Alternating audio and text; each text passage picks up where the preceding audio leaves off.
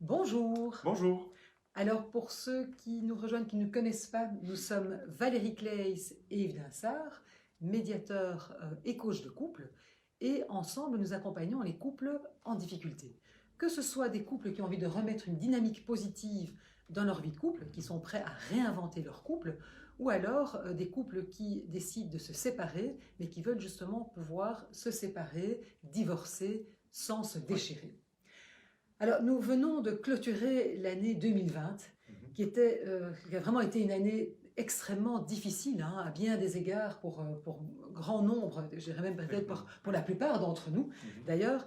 Et c'est aussi une année qui a certainement mis beaucoup de couples à mal. Oui, Et certainement. c'est vrai que nous, on le voit dans nos consultations, une très grande majorité des couples, hein, jusqu'à 8 couples sur 10, nous disent en fait, ben, dans notre vie, il n'y a plus beaucoup de place pour notre couple. Et il y a une petite phrase que je trouve vraiment, voilà, qui est très parlante du docteur Christophe Fauré, qui a beaucoup d'ailleurs écrit sur les relations de couple, et qui dit, mais finalement, ce n'est pas ce qu'on fait dans la relation qui la tue à petit feu, mais c'est surtout ce qu'on n'y fait plus. Et c'est vrai qu'on voit bien très souvent, ben, notre couple, il n'y a plus de place pour ce couple, il passe finalement après tout le reste. Et Il passe un peu à pourquoi? la trappe en fait. Il passe à la trappe, exactement. Oui. Et à cause ben, de quoi? Notamment le quotidien, hein, Oui. qui est un peu le tueur du couple. Alors, Oui. justement, qu'est-ce qui se passe là? Alors oui, le quotidien, c'est un peu le tueur silencieux du couple. Hein. Au début, c'est vrai que quand on se retourne sur, si vous êtes en couple, quand on se retourne sur son couple, on constate généralement qu'au début de la relation, on fait du temps pour son couple. On est tout feu, tout flamme, et donc on investit vraiment la relation, même parfois d'ailleurs, c'est surprenant, au détriment d'autres types de relations, parfois même au détriment de sa vie professionnelle ou d'autres proches, parce que vraiment on fait de la place pour son Absolument, couple. c'est vrai. Et puis voilà, le couple s'installe, le quotidien s'installe, euh, avec des projets. Hein, on se dit peut-être, on va peut-être acheter un appartement, acheter une maison. Tiens, et si on décide éventuellement d'avoir un enfant, puis éventuellement deux, puis trois. Dans l'intervalle, il y a eu des projets et il y en a encore des projets professionnels. Alors on essaie quand même un peu de penser à soi aussi, de prendre du temps pour soi, pour se reposer, pour se détendre, pour faire un petit peu de sport peut-être. Puis il y a les amis aussi, hein, auxquels il faut penser. La famille. Et puis donc le quotidien se remplit. Hein, la nature, on le sait bien, a horreur du vide. Et parfois, on se rend compte, après quelques années, parfois même plus, on se rend compte tout d'un coup, on se réveille en se disant, mais où est notre couple en fait? Tout à fait. Et on se rend compte qu'on a laissé le couple quelque part sur le bord de la route il y a déjà un certain temps. Et donc, une question qui est vraiment importante ici, c'est de se dire, mais comment est-ce qu'on fait de la place pour son couple? Tout à fait. Alors évidemment, l'idée ici, hein, on est au mois de janvier. Hein, quand on dit mois de janvier, on parle de bonnes résolutions. Et en fait, se dire, mais au fond, mais justement, si on profitait de ce début d'année pour quelque part redonner une place de choix à son couple, pour remettre le couple au centre. Et c'est vraiment un choix conscient qu'on doit faire. Parce qu'on voit bien, sinon on se laisse entraîner dans toute une série de choses et le couple passe en dernier lieu. Donc, à un moment, c'est dire consciemment, comment vais-je remettre mon couple au centre? Et on le voit, on le fait souvent dans son métier, dans son travail. On prend le temps, en général, hein, dans sa vie professionnelle, de faire un bilan sur l'année qui vient de s'écouler, de se dire, tiens, voilà, qu'est-ce qui s'est bien passé. Et puis surtout, voilà, se dire, mais qu'est-ce qui s'est bien passé, enfin, voilà, l'année écoulée, et puis surtout, qu'est-ce qu'on a envie de faire, hein, mes objectifs pour l'année prochaine. Et en fait, on se dit, mais on le fait bien pour son travail, pourquoi est-ce qu'on ne le ferait pas pour son couple? Pourquoi dans son couple ne pas prendre un temps d'arrêt pour vraiment faire le bilan, ici en l'occurrence de l'année 2020 qui vient de s'écouler, et de se dire, mais ensemble, en tant que couple, fixons nos objectifs pour 2021. Alors comment procéder concrètement? Oui, ça... D'abord, choisissez un moment de calme, où vous avez le temps. Peut-être même faire précéder ce moment à deux d'un moment de réflexion seul, hein, pour faire le point individuellement, chacun de votre côté. Et puis trouver ce moment sera peut-être déjà un challenge pour vous. Hein, dire, ok, on prend ce moment, c'est important, si on veut vraiment en faire quelque chose. Et donc, comme Valérie l'a dit, un peu à l'instar de nos autres activités, de dire, et si on commençait par faire le bilan de l'année écoulée? Ce qui pourrait aider, c'est peut-être de prendre un cahier, de noter vos réflexions pour ensuite les partager quand vous aurez ce moment à deux. Et donc, les questions que vous pouvez vous poser, par exemple, c'est est-ce qu'on a pris du temps pour notre couple cette année? Hein? qu'est-ce qui dans notre couple a bien fonctionné? Qu'est-ce qui a bien, qu'est-ce qui nous a fait du bien? Qu'est-ce qui a réussi en fait dans notre couple cette Tout à année? fait. Et puis, quel est votre dernier bon souvenir ensemble? Oui. Déjà, c'est vraiment toutes des petites questions, en fait. L'idée, c'est de vous inciter à réfléchir, à pouvoir justement faire ce bilan. Vous dites, mais tiens, au fond, combien de fois par mois est-ce qu'on a passé un moment convivial Oui, à oui. deux? Ou bien par exemple, de quand date notre dernière sortie à deux en amoureux? Tout à fait. Hein? Alors aussi une question vraiment importante, parce que ça on le voit beaucoup dans nos consultations, c'est de se dire, mais au fond, à part les enfants, quels sont les centres d'intérêt qu'on va partager tous les deux? Oui, oui. Et là on se rend compte, enfin nous en tout cas on le voit, mais de manière quotidienne, c'est qu'on a beaucoup de couples qui nous disent, mais nous au fond, à part nos enfants, on n'a plus d'activité commune, on n'a plus de centre d'intérêt commun. Et donc c'est de se dire, mais au fond, qu'est-ce qu'on aime faire ensemble? Qu'est-ce que vous avez aimé faire ensemble? Est-ce que vous avez cultivé un hobby commun? Donc c'est vraiment le moment, donc en vous posant toutes ces questions, en y réfléchissant chacun séparément et puis ensemble aussi, de se dire, mais au fond, qu'est-ce qui ne s'est pas passé comme on le voulait, hein, voilà, quelles sont peut-être les choses à éviter, qu'est-ce qui n'a pas marché, qu'est-ce qui aussi m'a manqué, qu'est-ce qui m'a fait sentir mal, parce que peut-être on peut aussi se connecter à ses émotions, donc dire, voilà, qu'est-ce qui a généré des frustrations chez moi, et ça va vous permettre justement de prendre conscience peut-être des choses à éviter, ou des choses à mettre en place ou qui vous ont manqué, et d'y réfléchir évidemment pour cette année. Ok. Et du coup, Oui. vous faites ce bilan, Oui. hein, Oui. et quelles leçons vous en retirez? Alors, bon, peut-être que vous êtes satisfait, vous dites en fait, dans le fond, on a travaillé sur notre couple l'année passée, et dans le fond, on est content. Super. Hein, et donc, malgré la période de Covid, malgré les choses difficiles, on se rend compte qu'on a fait ce qu'il fallait pour faire fonctionner le couple. Et de la même manière, je suppose que vous vous rendez compte que si ça a fonctionné, si vous êtes satisfait, c'est parce que vous avez Exactement. activement, consciemment fait de la place pour votre couple, ce qui requiert vraiment un effort Tout à tous fait. les jours. Hein. Mais peut-être aussi que vous vous dites, wow, ça fait quand même très longtemps, quand on regarde à l'appui de ces questions, qu'on n'a plus passé un moment chouette ensemble, qu'on n'a pas pris le temps pour notre couple, qu'on a un peu négligé en fait notre couple. Alors, ne soyez pas découragés parce que vous l'entendez bien, hein, c'est le quotidien, c'est le paradoxe, c'est le quotidien de tous les couples, en fait, un petit peu par moment, d'oublier cette part-là, de la laisser sur le côté de la route. Hein.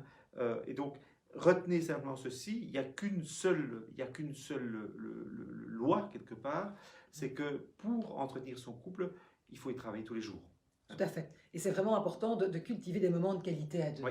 Alors, évidemment, quand vous entendez ça, je vous imagine derrière votre écran, en disant, bah oui, facile à dire. Soi, hein. Franchement, alors c'est vrai que si on se dit que passer un moment de qualité à deux, ça veut dire quelque part devoir aller à l'autre bout du monde et devoir se booker une semaine en dessous des cocotiers à deux, évidemment, ça va vous sembler extrêmement compliqué. C'est déjà compliqué, je veux dire, pour nous tous, mais alors en plus en période de Covid, vous imaginez, c'est carrément mission impossible.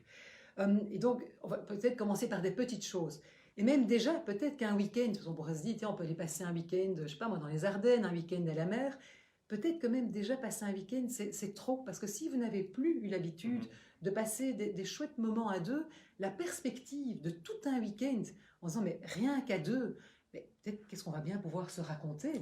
Ça peut peut-être même carrément anxiogène. Absolument. Donc, ne commencez pas par vouloir partir au bout du monde, parce qu'il y a beaucoup de gens que vous ne le ferez jamais, ou même des choses trop ambitieuses. Commencer par des petites choses. Hein. Oui, et surtout parce que quand on parle de choses trop ambitieuses, ça relève du fantasme. Hein. On se dit, mais ce serait tellement chouette si on pouvait. Hein. Et on va dire, notamment à cause du Covid, on ne peut pas partir et donc on ne peut pas avoir cette occasion à deux. Tout à fait. Alors que c'est pas ça la clé. La clé, c'est des petites choses suffisent. Et comme disait Valérie, autant commencer par des petites choses, surtout si on a un petit peu laissé son couple de côté depuis trop longtemps. Ça peut être passer, faire une petite promenade, le tour du bloc, le pâté de maison à deux, de dire qu'à un moment on se prend dans les bras pendant 1 minute.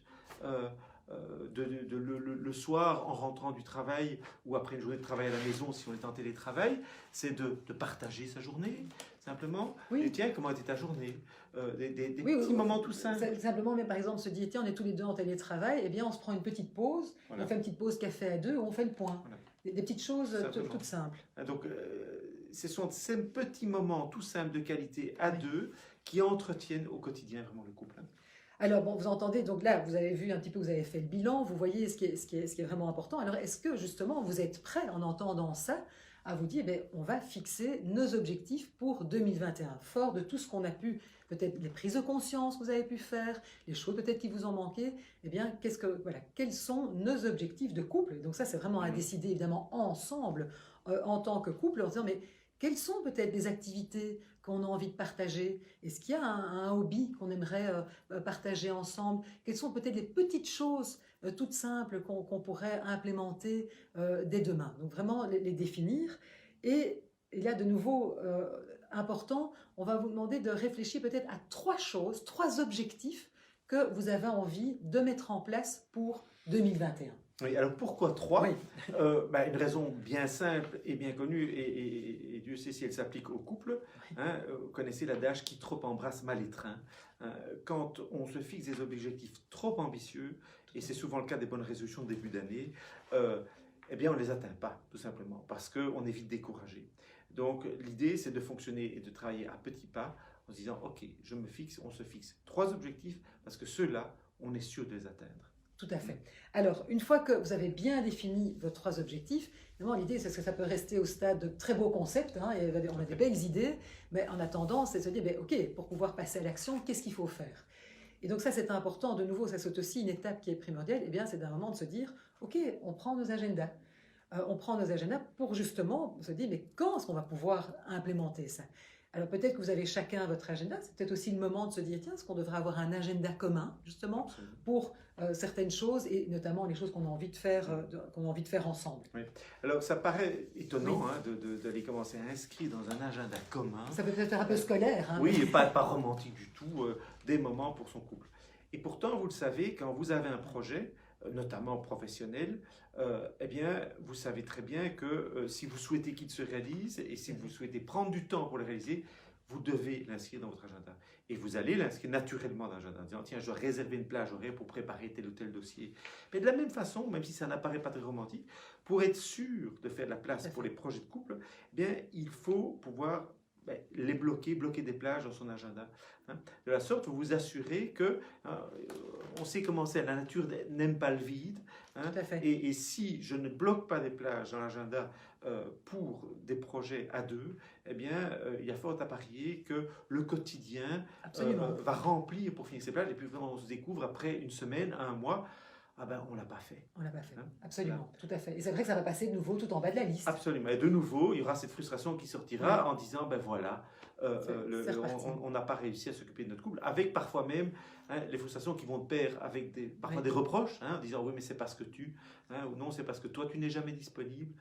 Tout simplement, on n'aura pas fait la place à deux, on n'aura pas organisé cela. Absolument. Et donc, c'est vraiment prendre l'engagement à deux de remettre notre couple au centre. Donc, vous l'aurez compris, évidemment, ces moments de qualité réguliers, ça c'est important, même court. C'est ça, parce que c'est pas se dire un voyage par an. Non, ça ne suffit pas.